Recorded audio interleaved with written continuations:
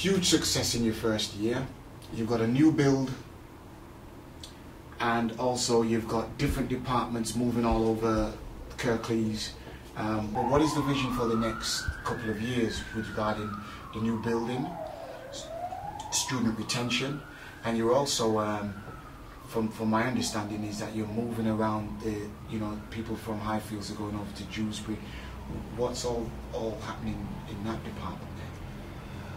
What I'm trying to create, Milton, is that each of our centres has a very clear specialist focus in terms of its vocational offer, and it gives a clear message both to students and to employers. So if we take Highfields, for example, that's now going to become just a centre for performance, so media, dance, music and performance.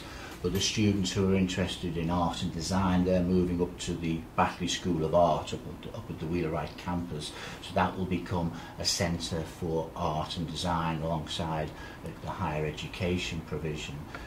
We've just opened a new engineering centre, as you've mentioned, and again that gives a very clear vision for both students and staff, but also employers, that this is the centre for engineering. This is where you come for your apprenticeships. The waterfront, the new building, what I'm looking to achieve there is that each of the areas of health and social care, in childcare, foundation studies, sport, travel and tourism, cabin crew, you go into a centre and this is Goodison Park. This is where travel and tourism is. This is the Gal Farm. This is where. So to give students a clear identity and to give a clear message, to our community, our employers, that this is the centre for each of those vocational areas. Excellent.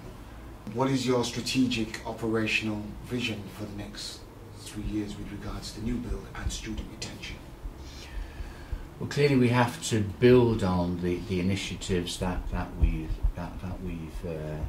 made over the last 12 months, because clearly the important thing now is to embed those into the psyche of Kirklees College and the culture of Kirklees College. The fact that every student who stays a journey with us has a right to be successful, that each and every one of us can make a difference to the life of one student. It's that process of understanding our students better, the risks associated with their lives, and supporting them in every way that we can. Of course, there are some things that are beyond our control, and that will always be the case, but for everything that we can help and support, it's important that each and every student is supported to the optimum that we can do.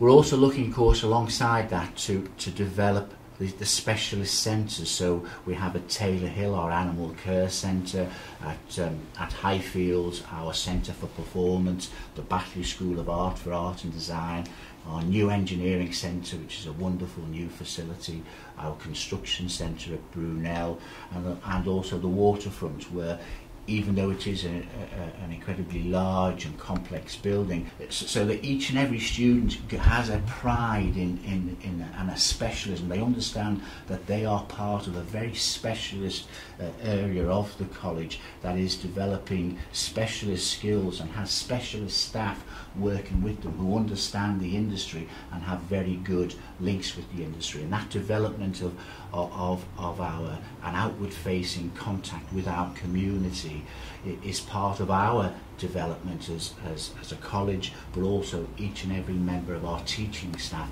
have to become more outward-facing and understand the needs of employers and understand the needs of employment in this community of ours.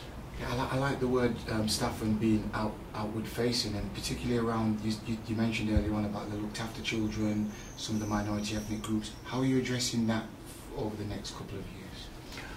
Well, I think that the first thing, one of my maxims in life, I think, is to seek first to understand. So we understand better in terms of performance, where our management information systems are much better now than they were 12 months ago. So we're regularly reviewing the performance of all of our students by a number of classifications. So we're looking at the performance by each and every ethnic grouping.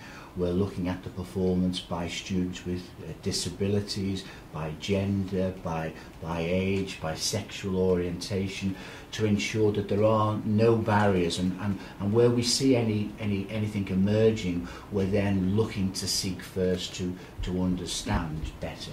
And then when we understand, we're seeking to do everything we can to put in place, you know, the support that will just help those students be successful. As I said earlier, Milton, it's about, if each and every one of us can make a difference to one student's lives, you know, that's probably as much as we can do, and that will make the difference between us being, you know, an ordinary college and some, you know, a college that's truly outstanding. But you did mention earlier when we was talking about the shared multiple heritage scheme. Yeah.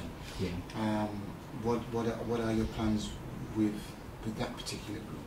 Well, obviously, again, we've done the same process of actually, you know, trying to meet with focus groups of students, and clearly we are going to give, you know, in Black History Month, you know, we're going to give a focus to that particular group of students. So again, it's the same process of meeting with the students, understanding, maybe celebrating. We're hoping to, you know, use yourself and other people to help talk, you know, with those students and ensure that they can see that there are role models in our community, you know, that can help them to raise their aspirations and be, you know, whatever they want to be.